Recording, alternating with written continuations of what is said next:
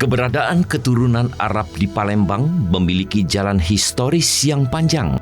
Pada masa Kesultanan Palembang, mereka memiliki kedudukan yang istimewa di istana sebagai penasehat agama sultan dan diizinkan mendirikan pemukiman di darat. Berkenaan kedatangan atau adanya di Palembang ini beberapa kampung habaib, di antaranya kampung Al-Habsyi, juga ada Al-Munawar, ada juga Asgaf. Dalam bidang perdagangan, mereka menguasai perdagangan sektor mikro dan dapat melakukan interaksi ekonomi dengan masyarakat di wilayah Uluan. Kedatangan orang-orang Arab di Sumatera Selatan, khususnya di Palembang, selalu berkaitan dengan kedatangan Islam. Arab dan Islam merupakan dua hal yang berbeda. Namun Islam bisa sampai ke Indonesia, salah satunya dibawa oleh orang-orang Arab. Yang paling banyak menetap di Palembang yaitu golongan Syahid dan Masyahid. Golongan Syahid yang menetap di Palembang berasal dari keluarga Al-Munawar, Al-Habsyi, As-Segaf, Al-Haddad, dan Al-Kaf. Yang kita dapatkan dari catatan orang tua terdahulu, di antaranya orang-orang yang ahli nasab, Al-Habib Isa Al-Kaf, beliau seorang ahli di dalam nasab dan ahli juga dalam sejarah, terutama sejarah habaib. Di situ dicatatkan bahwa tahun 1140 Hijriah atau bertepatan dengan 1727 Masehi, datang beberapa habaib dari Hadramut. Itu ada 5 orang kakak beradik, yaitu diantaranya adalah Habib Abdurrahman bin Hasan Al-Habsyi, Habib Syekh bin Hasan Al-Habsyi, Habib Salim bin Hasan Al-Habsyi, dan Habib Abdullah bin Hasan Al-Habsyi, serta saudarinya Sayyidah Fatimah binti Hasan Al-Habsyi. Datang dan menetap di kota Palembang. Dan dalam sejarah tercatat bahwa Al-Habib Abdurrahman bin Hasan Al-Habsyi adalah seorang dikenal dengan Pangeran Palembang, karena beliau dalam catatan bahwa menikah dengan salah satu anak Sultan Mahmud Badaruddin I. Karena pada saat itu yang menjadi Sultan Kesultanan Palembang Sultan Mahmud Badaruddin I, yang menjabat dimulai jabatan beliau tahun 1724 Masehi. Jadi pada saat tahun 1727 atau 1728 berkisar tahun itu, mereka datang ke kota Palembang karena kedekatan dengan keluarga kesultanan. Maka para habaib tersebut diberikan oleh Sultanan perkampungan terutama yang ada di seberang Ulu ini.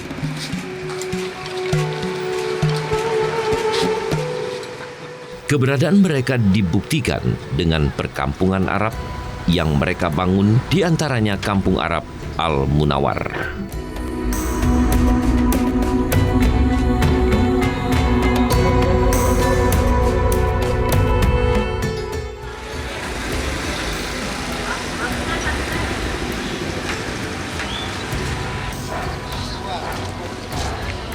Beberapa pemukiman Arab di Palembang yaitu Kampung Arab Al-Munawar yang secara administratif terletak di Kelurahan 13 Ulu, Kecamatan Seberang Ulu 2. Komunitas di Kampung Arab ini memiliki karakteristik yang menarik seperti bentuk bangunan dan budaya.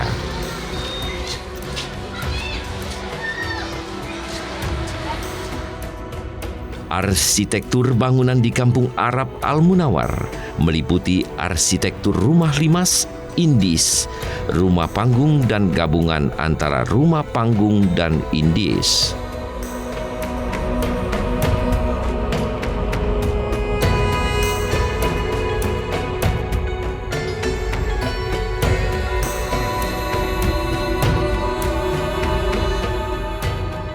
Begitu pula dengan penamaan rumah tersebut, yaitu rumah kembar laut, rumah tinggi, rumah darat, rumah batu, rumah kembar darat, dan rumah tengah.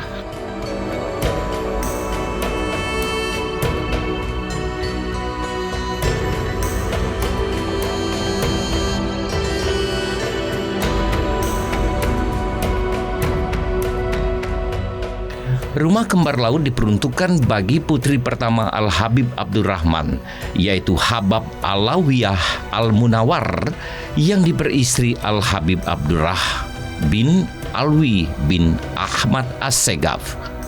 Sedangkan rumah tinggi merupakan rumah pertama yang didirikan pada tahun 1875 Masehi oleh Al-Habib Abdurrahman.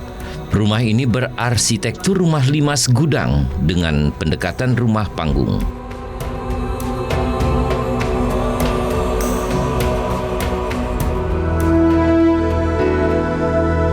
Rumah darat disebut demikian karena terletak jauh dari tepian Sungai Musi.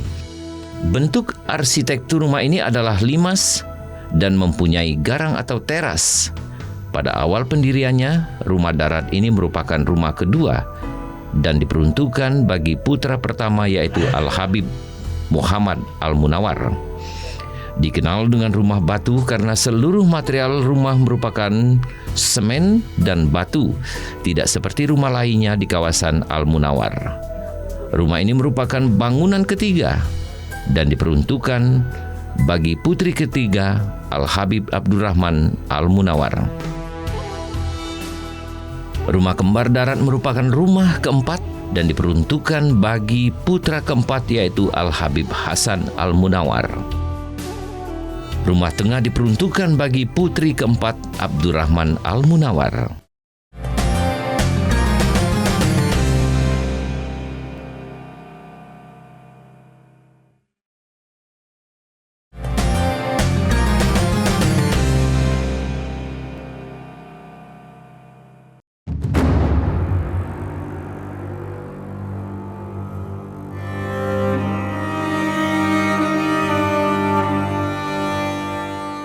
Di bidang budaya terdapat tradisi peringatan atau Haul Abdurrahman Al-Munawar sebagai pendiri komunitas Al-Munawar. Tradisi rumpak-rumpak atau berkunjung ke tempat para ulama setiap hari raya Idul Fitri atau Idul Adha.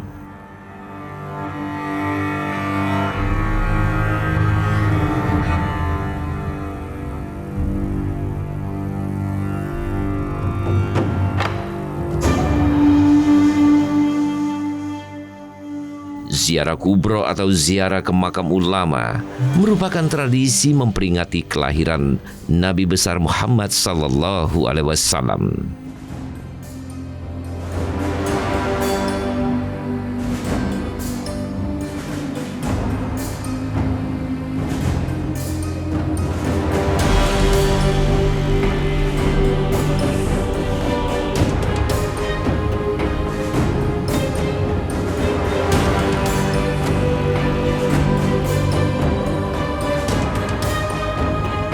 Al-Habib Abdurrahman dan Muhammad bin Abdurrahman bin Agil Al-Munawar dilahirkan di Palembang pada abad ke-13 Hijriah. Beliau diasuh dan dididik ayahnya dan para alim ulama di masa itu. Yang menarik dari kehidupan remaja beliau adalah kegemarannya dan keaktifannya menghadiri majelis-majelis ta'lim serta bergaul dan berkumpul dengan para ulama dan aulia.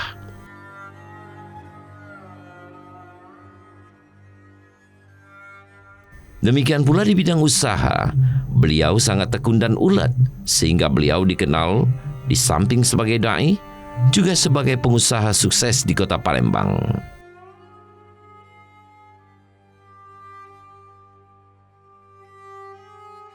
Beliau mempunyai kapal sendiri yang diberi nama An-Nur. Dari nama kapal tersebut menunjukkan bahwa beliau tidak pernah lupa akan pesan ayahnya untuk senantiasa berdakwah sambil berdagang. Beliau sadar bahwa dalam menyampaikan risalah Rasulullah sallallahu alaihi wasallam, Tidak cukup hanya dengan berdakwah saja. Oleh karena itu beliau juga aktif membantu pendidikan Islam dengan cara turut membangun madrasah-madrasah serta tempat-tempat ibadah. Datang juga dari Hadramut Al-Habib Muhammad bin Abdurrahman Al-Munawar dengan saudaranya Habib Ali bin Abdurrahman Munawar. Kemudian Habib Muhammad Al-Munawar menikah dengan Fatimah binti Hasan Al-Habsyi. Kemudian lahir salah seorang di antara anaknya bernama Abdurrahman bin Muhammad Al-Habsyi bin Muhammad Al-Munawar. Makanya beliau adalah sosok yang luar biasa, seorang pedagang. Walaupun lahir di kota Palembang, Habib Abdurrahman bin Muhammad Al-Munawar ini, dan beliau juga kedekatan dengan keluarga kesultanan, kedekatan beliau yang luar biasa. Di samping beliau seorang juga pendakwah, ahli ilmu, hingga akhirnya banyak keturunannya di Al-Munawar hingga kampung tersebut menjadi kampung Al-Munawar.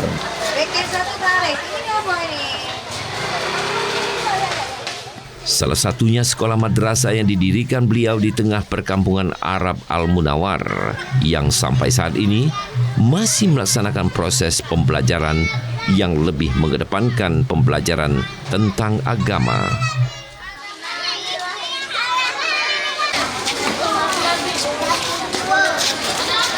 Selain pembelajaran agama, mata pelajaran umum juga diajarkan di madrasah tersebut.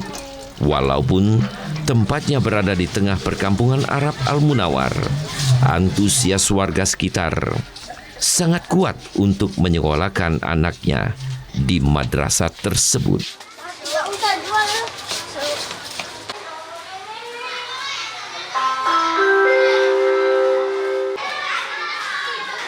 Selain madrasah di kampung Arab tersebut, juga terdapat tempat belajar Al-Quran atau lebih dikenal dengan Rumah Quran yang sudah banyak melahirkan hafiz serta hafizo terbaik.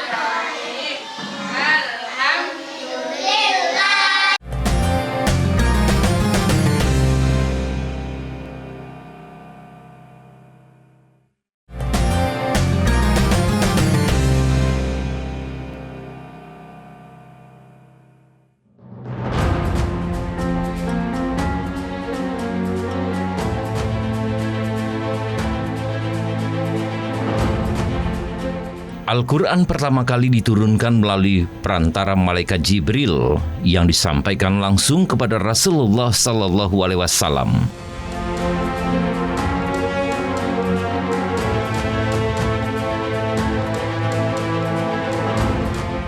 Al-Quran juga menjadi pedoman bagi semua umat Islam dalam menjalani kehidupan ini. Dengan Al-Quran maka hidup yang dijalaninya bisa lebih terarah dan terhindar dari perbuatan dosa.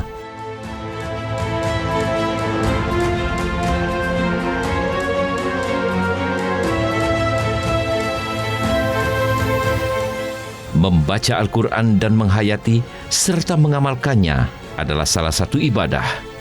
Al-Quran merupakan kitab panduan hidup manusia dan representasi utama umat Islam.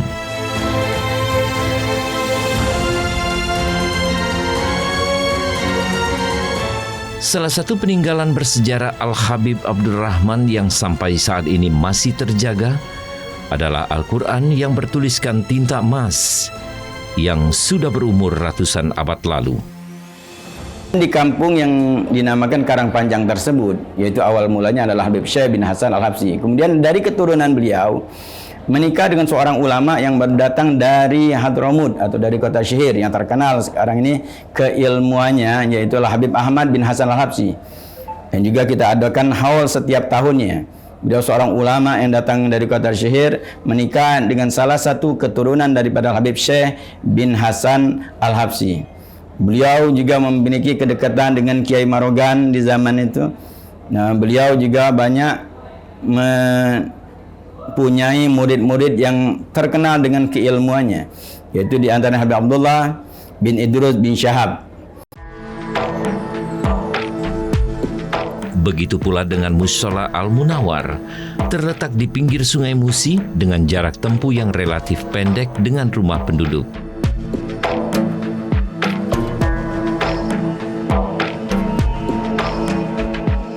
Tiap-tiap kampung di bantaran Sungai Musi memiliki musala masing-masing yang letaknya mengapung di atas Sungai Musi.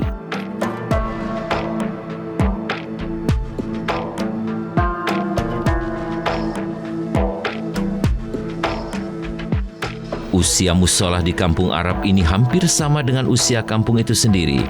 Bangunan musola ini sudah berapa kali mengalami renovasi sehingga tidak lagi memiliki bentuk asli yang sama dengan bentuk ketika pertama kali dibuat.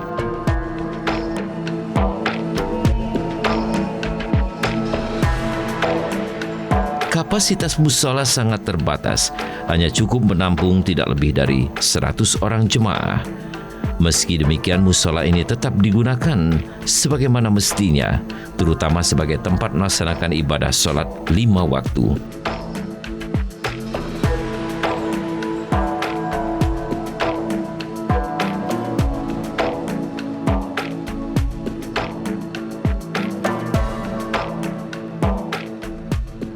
Selama Ramadan, musola ini juga digunakan untuk melaksanakan sholat tarawih berjemaah.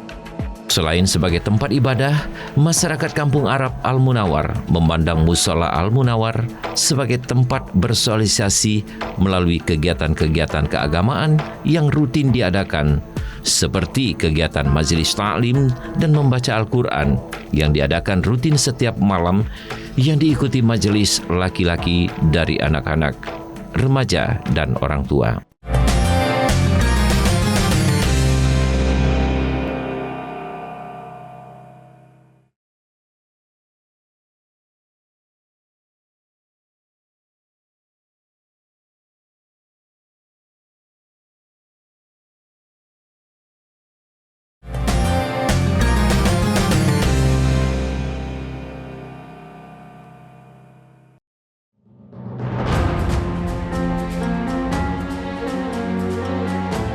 Sekolah di pondok pesantren akan memberikan pengalaman hidup yang berharga bagi siswa. Mereka akan belajar untuk hidup mandiri, bertanggung jawab, dan memiliki nilai-nilai keislaman yang kuat. Selain itu, mereka juga akan belajar untuk menghargai orang lain dan membangun persaudaraan yang erat. Pengalaman hidup yang berharga ini akan membantu siswa untuk tumbuh menjadi pribadi yang berkualitas dan bermanfaat bagi masyarakat. Pondok pesantren Al-Yain ini didirikan oleh datuk kami Al-Habib Abdul Rahman bin Abdul Hashim semenjak tahun 1933. Alhamdulillah berdiri dengan sederhana, bahkan bangunan yang boleh katakan bangunan lama atau rumah limas pada tahun 73. Alhamdulillah dari tahun 3 berkembang sampailah sekarang ini, dan kita masih mempertahankan pesantren peninggalan datuk kita dengan prinsip tidak merubah program yang telah dicanangkan oleh beliau. Lalu kita kembangkan cara mengelola pesantren, yaitu kalau dulu cuma salafi, kalau sekarang kita modern, yaitu dengan ada umumnya, akademiknya. Jadi kita bagi 2 kurikulum. Pagi kita ajarkan mereka 100% agama. 100% agama yang notabene mata pelajaran Quran dan prakatnya.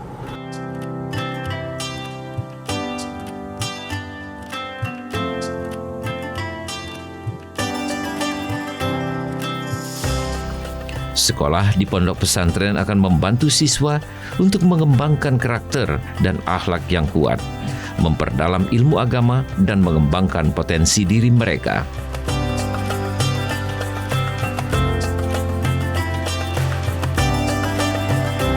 Para santri yang belajar dalam satu pondok biasanya memiliki rasa solidaritas dan kekeluargaan yang kuat.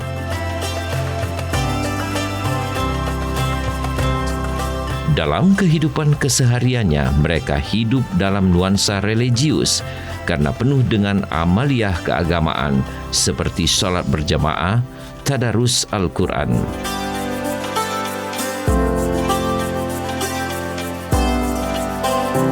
Pendidikan agama yang diterapkan di pondok pesantren sangat kuat dan intensif.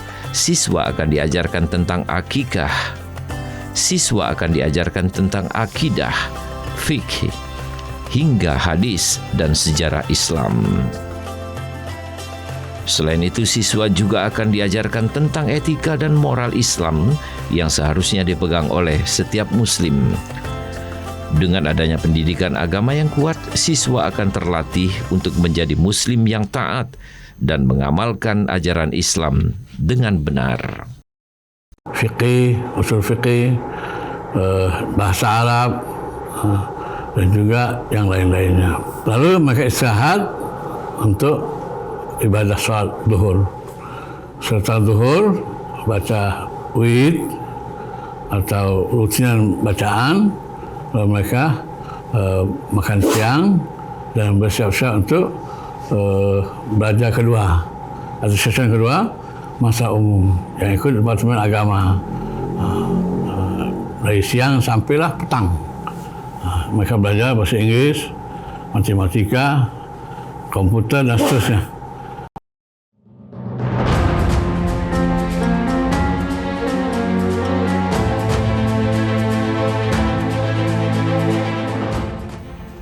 Pondok pesantren merupakan lembaga pendidikan yang menitiberatkan pada pembentukan karakter dan akhlak siswanya. Pembelajaran yang diterapkan di pondok pesantren sangat menekankan pada nilai-nilai keislaman dan keakhlakan yang tinggi.